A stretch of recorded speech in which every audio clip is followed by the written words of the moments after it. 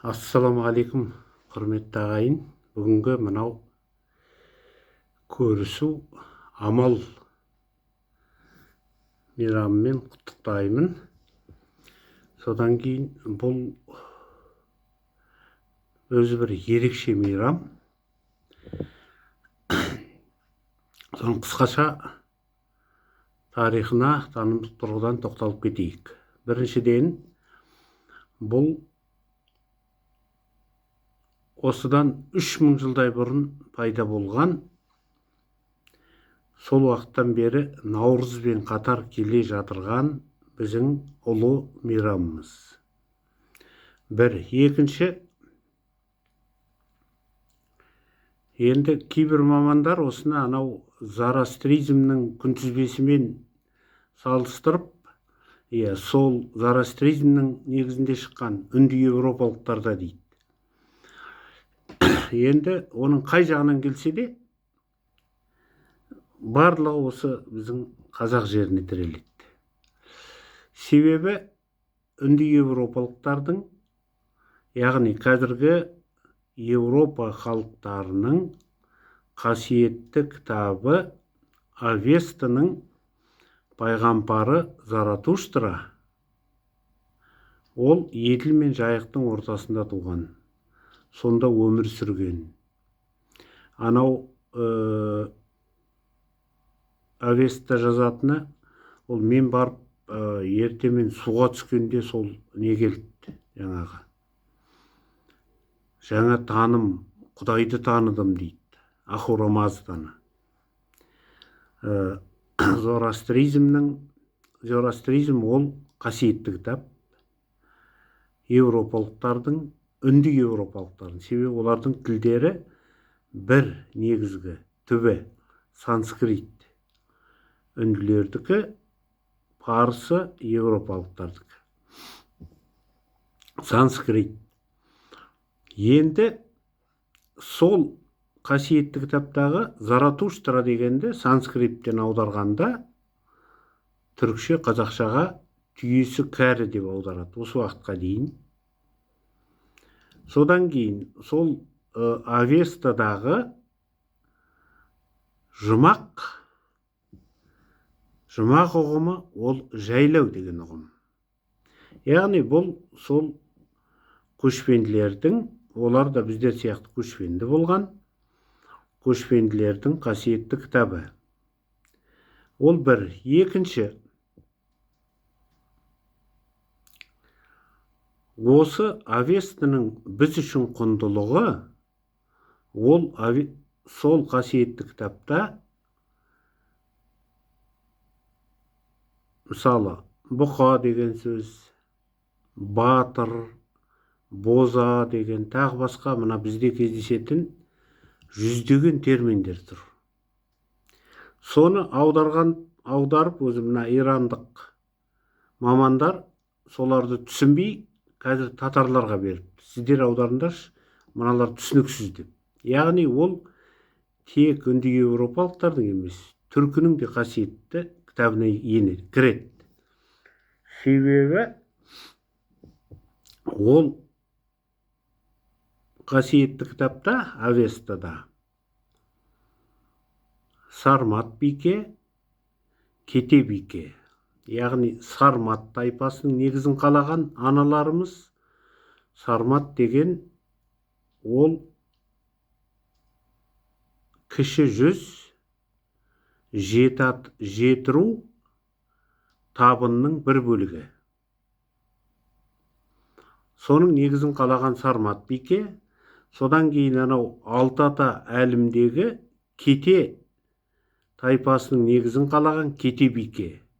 Осы екі анамызды Авестада Құдай дейді. Көрдіңіздер ме? Оны бізде басқа ешқандай қасиетті кітапта ондай жоқ қой. Міне Авестада айтады. Біздің аналарымызды Құдай дейді, пайғамбар демейді.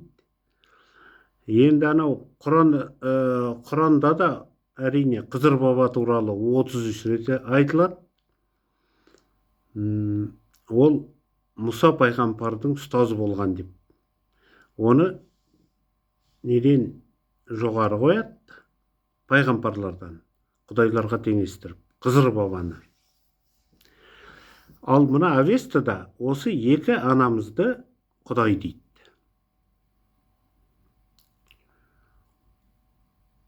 Осы үш қыры бар Авестаның біз үшін.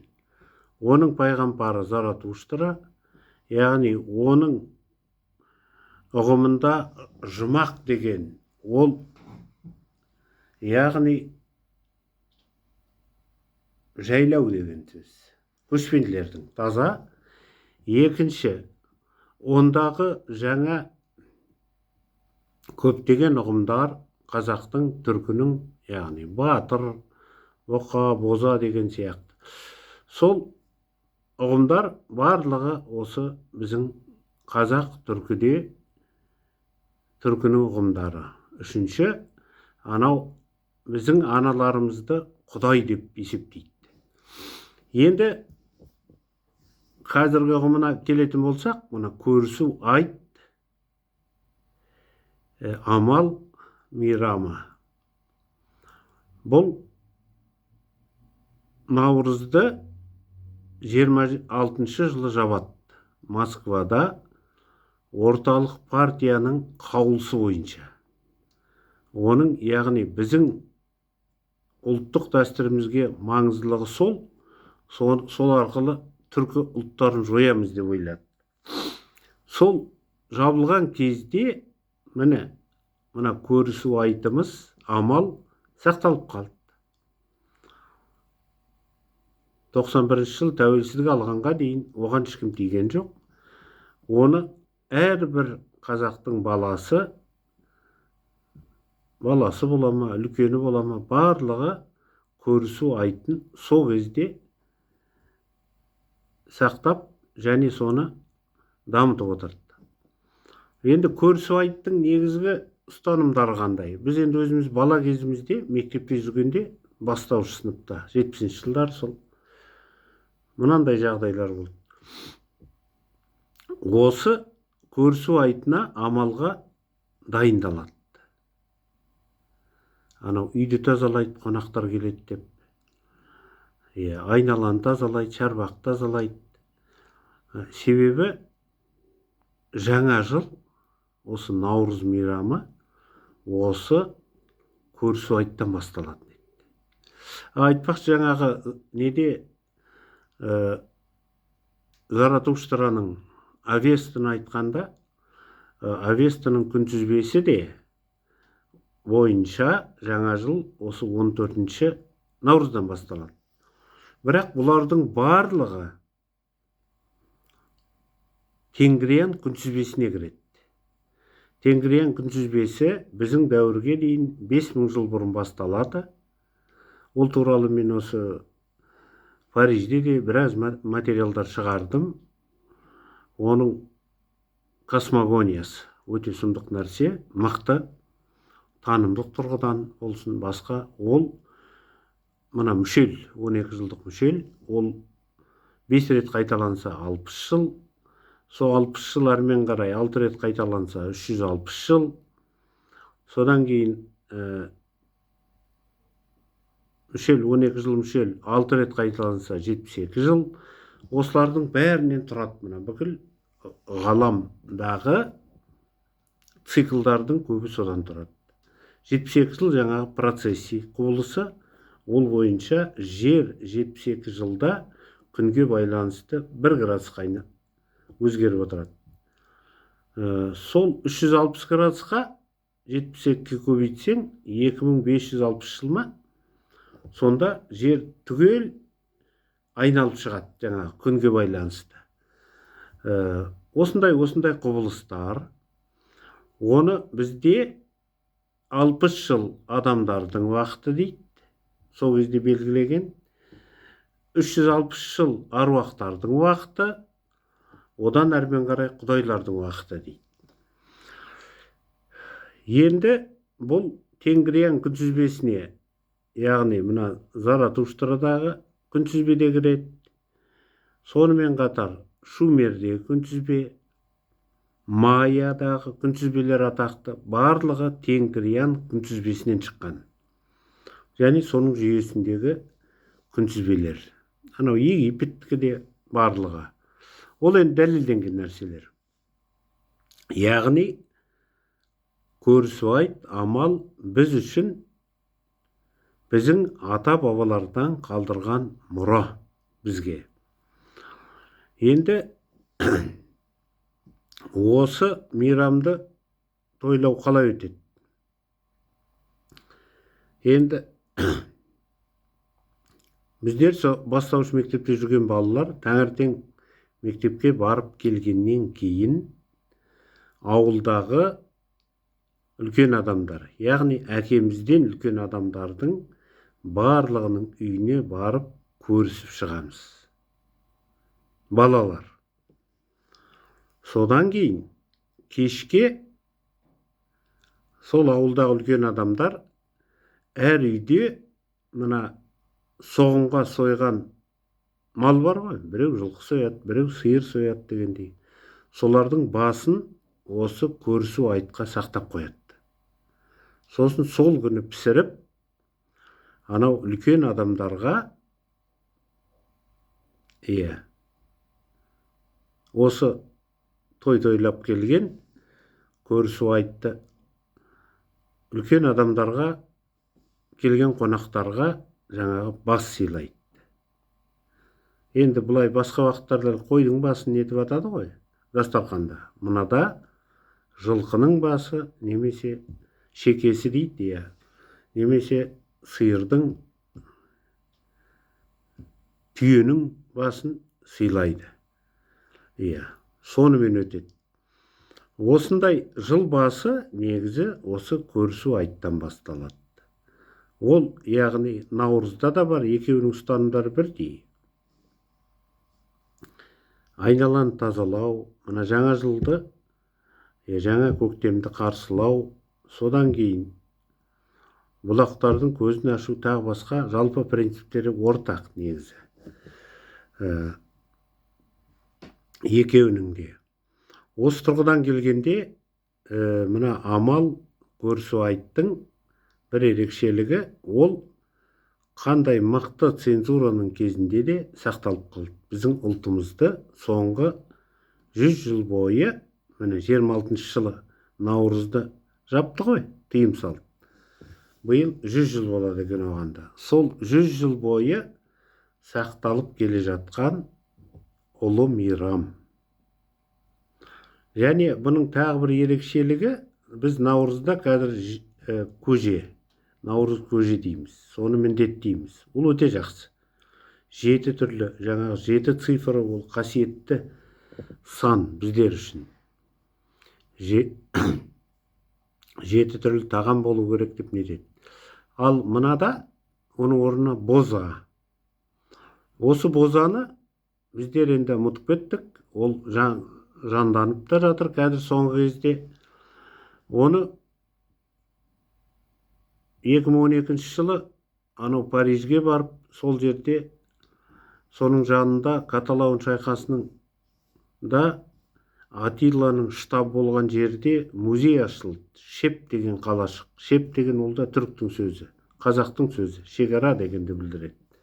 Атилланың әскері мен Аэцийдің әскері соғысқандағы шекара. Сосын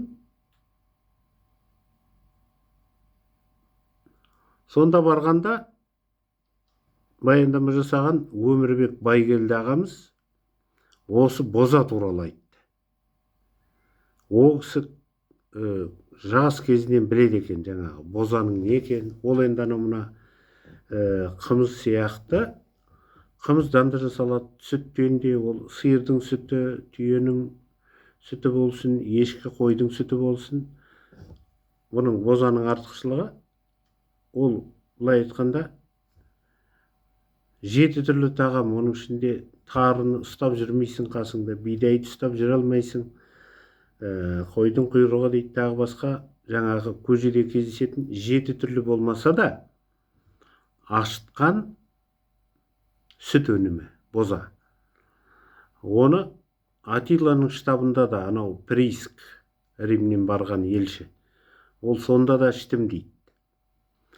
Яғни түріктер жорықта жүргенде қай жерде жүрсе де сол бозаны өзімен бірге алып жүрген.